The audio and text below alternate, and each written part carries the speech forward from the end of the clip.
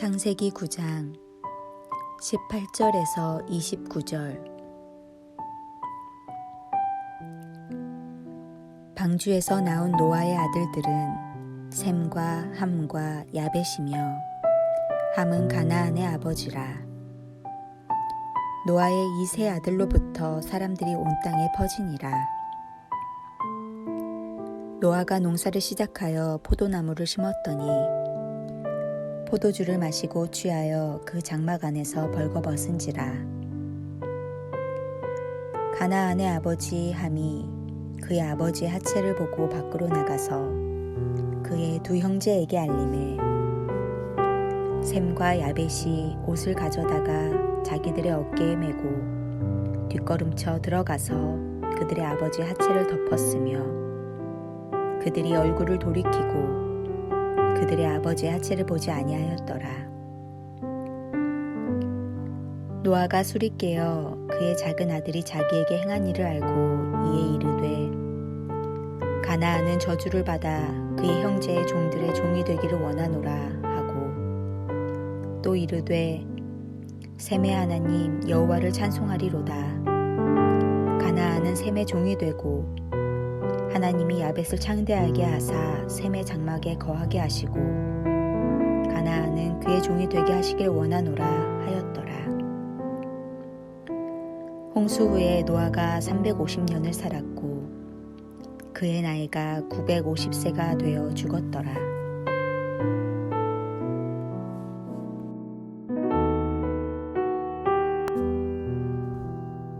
죄악으로 가득했던 세상은 사라졌습니다. 의로운 노아의 가족은 하나님의 소명과 축복을 따라 새로운 출발의 기회를 얻었습니다. 방주에서 나온 노아와 그 아들들이 생육하고 번성하여 땅에 충만하라는 하나님의 크신 배려와 은혜를 따라 그 땅에 씨앗을 뿌렸습니다. 1년 만에 다시 씨앗을 뿌린다는 것이 얼마나 감격스러운 일입니까? 그 기쁨은 땅에 뿌려진 씨앗이 자라 열매를 맺고 그 소출이 거두어 드릴 때쯤 기쁨으로 연결되었습니다. 하지만 하나님께서는 그들도 완전할 수 없다는 사실을 이미 아셨습니다. 노아의 장막에서 일어난 당혹스러운 사건은 바로 그 증거입니다.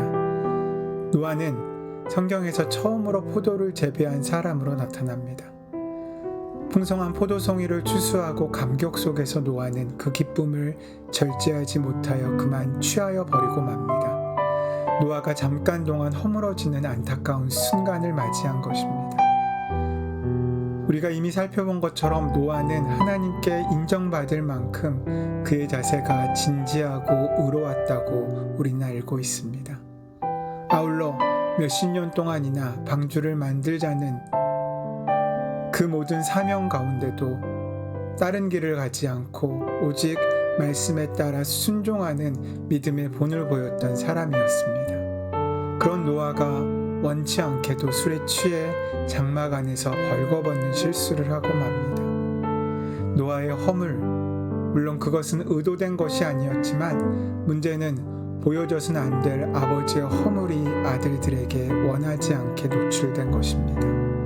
함이 아버지께 들어가게 되었습니다. 그리고 뜻하지 않게 아버지의 허물을 보게 됩니다. 보여지는 것은 불가항력적입니다. 장막 안의 상황을 미리 알고 안대를 쓰고 눈을 감고 들어갈 수도 없었기 때문입니다. 그러나 문제는 원치 않게 상대의 연약한 허물을 보게 되었을 때 어떻게 해야 하는가 아니겠습니까? 함에게 있어서 노아는 어떤 아버지입니까? 함의 생명이 어떻게 보존되었습니까? 모든 사람이 홍수로 죽어갈 때 자신을 살려준 생명의 은인 같은 존재가 바로 아버지 노아이지 않습니까? 자신에게 생명을 주었고 생명을 지켜준 생명의 근원 같은 존재였습니다. 그런데 그런 함이 아버지의 연약한 실수를 보고 그 수치를 말해버린 것입니다. 아버지의 허물을 바라보며 아무런 조치도 없이 밖에 나가 함부로 발설해버린 것입니다. 그 모습은 거룩지도 온당치도 않습니다.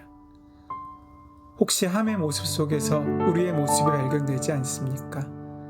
아버지, 어머니, 다른 이들의 허물을 덮어주지 못하고 오히려 이를 부끄러워하며 부모를 멀리하는 계기로 삼는 아들, 더 나아가 다른 사람 앞에서 부모의 흉을 보는 사람들 중에 혹시 내가 속해 있지 않습니까?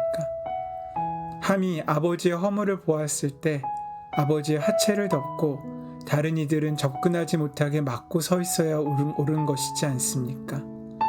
아버지가 실수에 젖어 있는 분이 아니라면 더욱더 그러해야 하지 않겠습니까? 한편 듣고 싶지 않았던 이야기를 전해들은 첫째 아들 셈과 셋째 아들 야벳, 그들은 그토록 존경하며 자랑스러웠던 아버지에 대한 수치스러운 이야기를 들었습니다. 존경하는 것만큼 허물을 전해들은 두 아들의 가슴은 더욱더 아팠을 것입니다.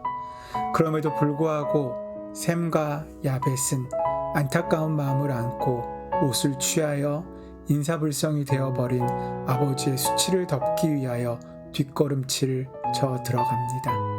그들은 아버지의 위신이 그들의 평가로 저하되지 않게 하기 위해, 그리고 아버지의 수치를 보지 않기 위해 외면하고 들어갔던 것입니다. 노아가 잠에서 깨어납니다. 그리고 세 아들이 자신의 수치에 관련돼 어떻게 처신했는지를 들었습니다. 노아는 참으로 부끄러웠을 것입니다. 어쨌든 함의 아들 가나안을 저주하고 셈과 야벳은 축복합니다. 함의 행동은 아버지가 아들을 저주하는 상황을 연출해낸 것입니다. 둘째 아들을 축복하지 못하는 아버지, 본인도 결코 그러고 싶지 않았을 것입니다. 함도 아들인데 왜 노아라고 축복하고 싶지 않았겠습니까? 그것이 자신의 실수로 인한 것이라는 점에서 더욱더 마음이 아팠을 것입니다. 남의 허물을 덮기 위하여 뒷걸음질 쳐 들어갈 수 있는 바로 그것이 능력입니다. 우리 개개인의 흠과 실수, 허물은 오죽이나 많겠습니까? 이 부끄러움을 끌어안고 있는 우리들에게 우리 주 예수 그리스도께서는 뒷걸음질 쳐 들어오셔서 그 귀한 보혈의 공로로 우리를 덮어주셨습니다. 그렇다면 우리는 어떻게 해야겠습니까? 그 자체를 감추고 없었던 것처럼 하자는 단순한 이야기가 아닙니다.